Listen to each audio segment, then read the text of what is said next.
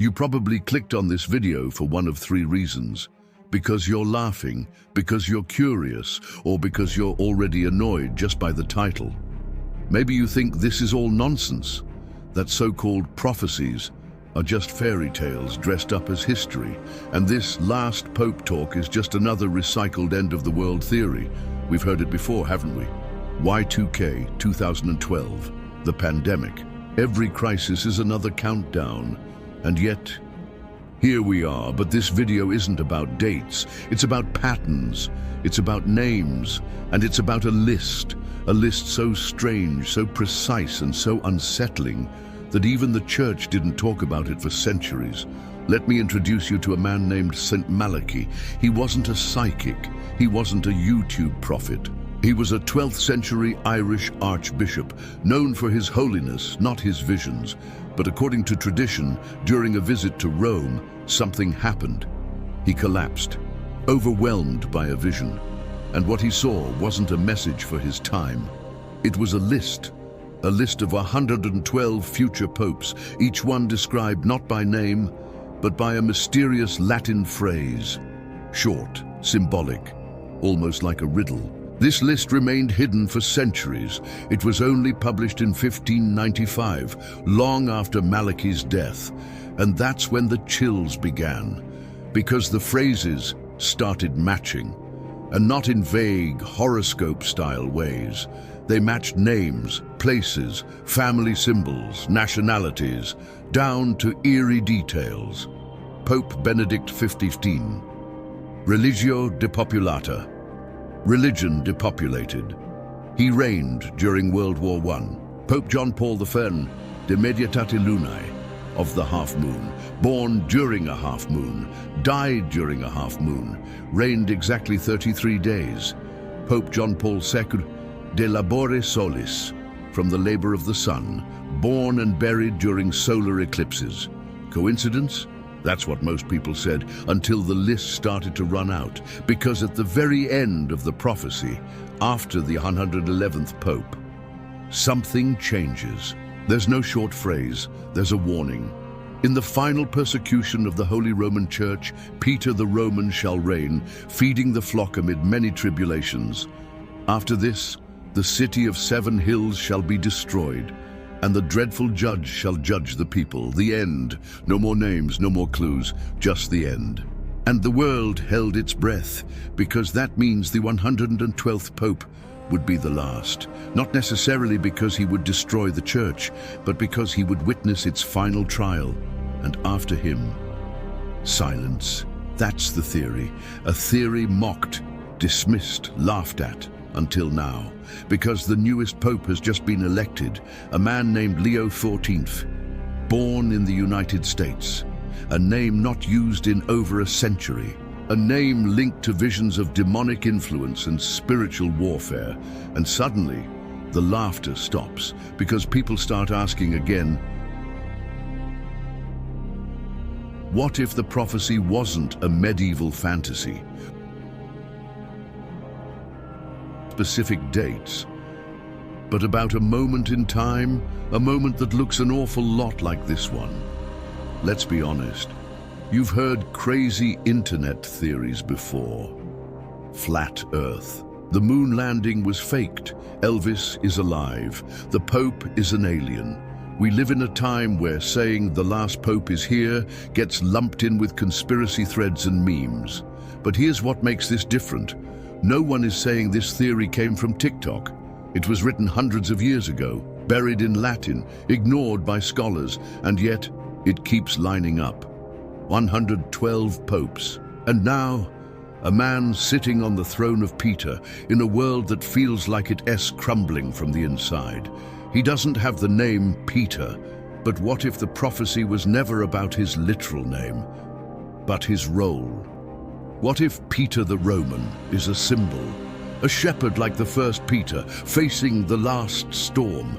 And what if that storm has already begun? Most people don't hate prophecy. They just hate the idea that it might be true. Because truth demands a reaction. You can scroll past memes, you can laugh at predictions. But if one prophecy turns out to be real, You can't go back. You have to decide what side you're on. That's why this video exists, not to scare, not to sensationalize, but to open a door to a story you've probably never heard told like this. Because in the next few minutes, we're going to explore something that sits on the edge of history, theology, and prophecy. And when it's done, you'll have to answer one question. Was this just another crazy internet theory? Or the one prophecy we should have been watching all along? Let's go deeper. Because up until now, you might still think this is all coincidence, a list, some vague phrases, a few matching dates. But what if I told you this prophecy isn't the only thing pointing to something bigger? What if signs, symbols, and silence are all speaking at the same time? Start with the number 112. According to the prophecy, Pope Benedict XVI was number 111. He resigned. Unprecedented in modern times, his successor, Pope Francis, brought a new tone, more pastoral, more global. But not Peter, not Roman, at least not by name. Some said the prophecy had failed, but others said we were misreading it. Because maybe the prophecy doesn't end with the election. Maybe it ends with the tribulations, and that's what the text actually says. In the final persecution, Peter the Roman will feed the flock amid many tribulations, meaning the last pope wouldn't come before the storm. He'd be right in the middle of it. That changes everything, because now we're not watching a countdown. We're living it. Look around. Can you honestly say the church or the world isn't in the middle of tribulation, spiritual confusion, doctrinal debates, global crises, war, division, and loss of faith? This isn't just politics, this is something deeper. And here's where Leo XIV comes in. He's quiet, measured, not a celebrity, but there's power in that silence. Because silence is often a sign of something ancient. In the Old Testament, God wasn't in the fire or the earthquake. He came in a whisper. And right now, there's a whisper moving through the church. Not everyone hears it, but those who do feel it in their bones. Something's wrong, something's shifting, something sacred is being tested. And Leo XIV, the man who once lived among the poor, now sits in a place of global spiritual authority, chosen at a time when that authority is being questioned like never before. Coincidence? Let's keep going. The prophecy ends with a warning about Rome. The city of 7 hills shall be destroyed. Rome is literal and symbolic. It represents tradition, faith, the center of Catholic history. But what if the destruction isn't about buildings? What if it's about what Rome represents? A collapse of spiritual identity, a fall not made of rubble, but of compromise. Truth being replaced by relevance. Holiness traded for popularity. Tradition buried beneath modern ideologies. That kind of fall doesn't make noise. It doesn't need to. It just happens, quietly, over time, until one day no one remembers what the church used to be. That's not fantasy, it's happening already. And the most disturbing part, no one's talking about it, because people are afraid. Afraid to admit that the sacred may already be breaking apart. Afraid to confront the idea that the last pope may already be here, and we're too busy to notice. So let's pause and ask something personal. What if this is all real? What if you're not watching this by accident? What if this is a whisper from the silence, inviting you to open your eyes before the storm grows louder? And if it is, then you have a responsibility. Not to panic, not to run, but to pay attention, to question what you've always accepted, to test what's being taught, to listen to that small voice that says, this isn't normal. Now, if this message has resonated with you, if something in you is stirred by what you're rehearing, take a second and support this work. Hit the like button, share this video with someone, even if they laugh, especially if they laugh. Because sometimes the loudest mockers are the ones closest to waking up. Truth doesn't need applause, it just needs to be heard. And if you're still with us, good. Because the next layer of this prophecy is darker, heavier, more urgent. You've seen the surface. Now we're going deeper, so take a breath. Because what's coming next might be harder to ignore. The problem with prophecy is that it doesn't ask permission to be fulfilled. It just moves, quietly, invisibly. And then, all at once, one day, everything feels normal. And the next, you start seeing it. Not in headlines, not in breaking news, but in patterns, in how fast faith is fading, in how many churches are closing, in how doctrine is being rewritten to match desires. People used to say, if the end times ever came, we'd know. But what if the most terrifying part is that we don't? Because the end doesn't always come with explosions. Sometimes it comes with distraction, with silence, with noise that keeps you from hearing the silence. And here's what makes it worse. Most people don't want to know. It's easier to call this a conspiracy, to laugh at prophecies, to scroll past anything that suggests this life isn't all there is. But deep down, many feel it. Something has shifted. And maybe, just maybe, that shift started the day Leo XIV stepped out onto that balcony. Not because he's evil, not because he's a villain, but because his presence marks a transition from the visible to the invisible, from tradition to something else, from the known to the final unknown. Because here's the twist. What if Peter the Roman was never about one man? What if it was about a mirror? A reflection of the very first Peter, the fisherman turned martyr, returning not in name, but in spirit. A final echo. And that echo comes not with a sword, but with a staff, to feed the flock, to hold them together, to stand still as the storm rages. Not to rebuild, just to endure. And that's the twist no one expected.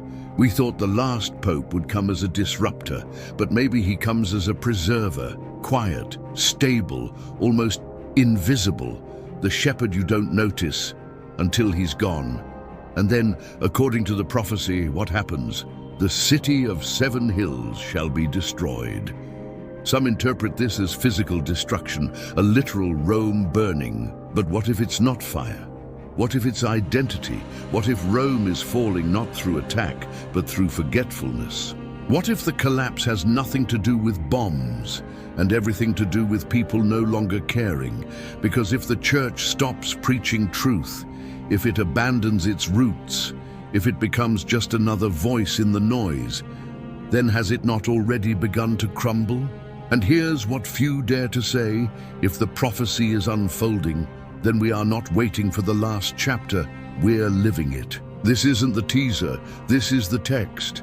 And that means we're not just talking about popes anymore, we're talking about souls. About people caught in the middle of a spiritual war they don't even know is happening.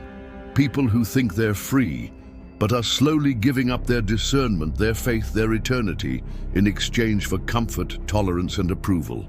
That's the real deception. Not a false Messiah walking onto a stage, but a slow, patient fog that convinces the world it doesn't need light anymore. And while most are numbed by distraction, there are a few who see it, not because they're smarter, but because they still remember silence. They remember truth. They remember reverence. They remember when the sacred still felt sacred. And now they're watching the sanctuary being turned into a stage, the altar into a platform, the shepherds into entertainers, and the flock tired, divided, confused. So here's the real question. If the last pope is already here, then what are you still waiting for? Are you hoping for a sign, a trumpet, a flash in the sky, or has the warning already come? Soft, subtle, but undeniable. Not to the world, but to you. Maybe that's the scariest part of all, that there won't be a moment, no sirens, no final warning, no breaking news, just a slow fading of everything sacred. And when people finally notice, they'll look around and realize the silence wasn't absence, it was prophecy. And it was speaking all along. Maybe this is why so many people laugh at things like this, not because they know it's false, but because they're afraid it might be true. Because if it is, then we're not living in random times. We're standing at the edge of something final. Leo XIV sits on the throne. The world keeps turning. And yet, something is off. Not visibly, not loudly, but like a string that's just slightly out of tune. And maybe you felt it too. A quiet discomfort, an inner alarm, a sense that the world you knew isn't the same anymore, but no one is talking about it. Not your friends, not the news, not the church. And that's exactly what the prophecy described. The final pope, feeding the flock in the middle of chaos, not preventing it, not stopping it, just holding the line, and then the end. You don't have to believe it, but you owe it to yourself to ask, what if this wasn't just a theory? What if this was the final chapter? What if we are the generation that closes the book?